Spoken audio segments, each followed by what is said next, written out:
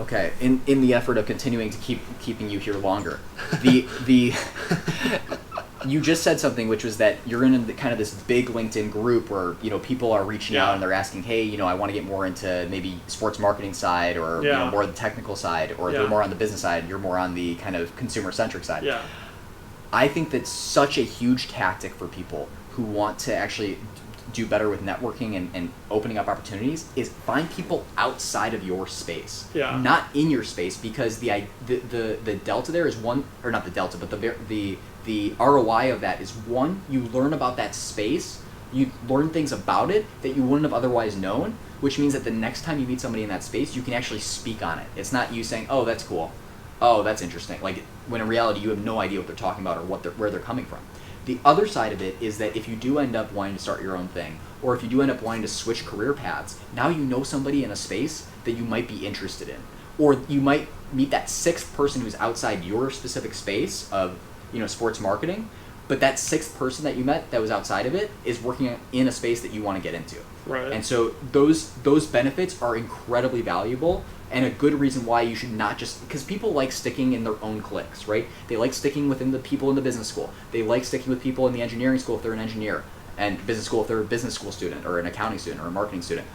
People like to stick in their cliques, and I think that's the biggest missed opportunity, is that you can actually have such a bigger impact in your networking opportunities and the business opportunities in the rest of your life if you're able to meet people outside of your specific niche. Because it's the same reason why, like in high school, right? I knew the kids who were like super popular, but they would actually go and hang out with the people who were more maybe on the nerdy side, or they were more on like the punk rock side. And that kid was the most popular and had the most opportunity to go to different events and meet people because they were in so many different spaces. The same thing applies in the business world.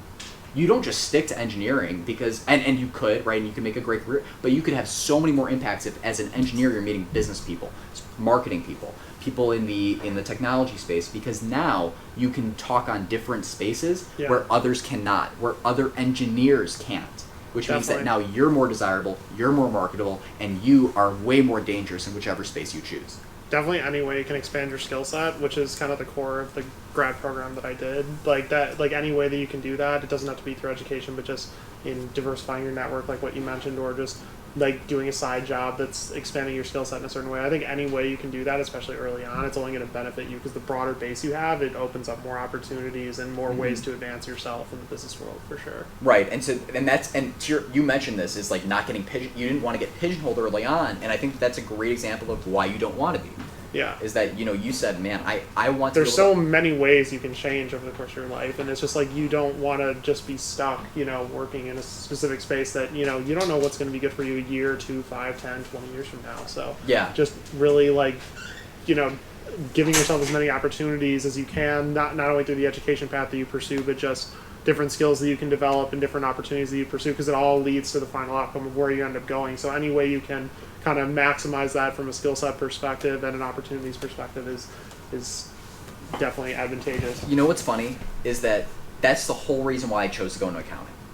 I knew that if I just had this base of accounting, I could open the doors to being a business analyst. I could go into a tax or audit if I wanted to. But everybody would ask me, oh, so you want to be an accountant if you're going into accounting? And it just makes sense for people to ask that. Yeah. But the reality is, no, I don't know, maybe. Yeah. I get all three of those reactions, because I don't know if I want to go into accounting or auditing or tax. What I do know is that that's going to be one of the many doors, or two of the many doors that are open for me if I go into this, if I get this as my base. Yeah. Just because you go into how about this? How about all of the engineers or the physics majors that end up going into investment banking? Because they don't care about what your education was, but in a sense, but they do care about how does your mind work. And when they see that you studied physics or engineering, they think that that's an incredibly valuable skill in you coming over and building models for investment banking. Your analytical thinking is up to par. So I think that a huge lesson that I think from us experiencing it is that don't pigeonhole yourself if you're somebody who wants all these doors open. If you know what you want, if you have been passionate about software systems, let's just call out one thing, software systems, you've been building them since you were 7 years old, 8 years old, then that makes sense. Go and pigeonhole yourself. But if you're somebody who doesn't know what they want to do, Like, go and pick a major or pick a path that gives you the most opportunity to go and branch out. And actually go and you know, to the point of either whether it's accounting or not taking on jobs that are going to pigeonhole you for the rest of your career. Yeah, because that's the biggest thing that I heard in just talking to people again was just, you know, like you need to be mindful of like the jobs that you take kind of will reflect the future positions that'll be open to you based on the skills and stuff that you have in your repertoire. So you just need to be mindful of like, you know, what skills do you have, what types of jobs you want to have, and what types of like responsibilities and skills are required for those jobs. So being mindful of, you know, where you start out can ultimately kind of lead to where you end up based on the path that you choose to take. That's why I was mindful to not take just, you know, I wanted sports, so I'm just going to do like event services or something, even though that's not really what I want to do. You know, I want to do something more like analytical leveraging, sort of like strategical, like business knowledge, ability to see patterns in data, stuff like that, like what I'm doing now. Like I would have never gotten this opportunity if I would have just gone into like event services or something just at the beginning, just if it was the first thing that was offered to me.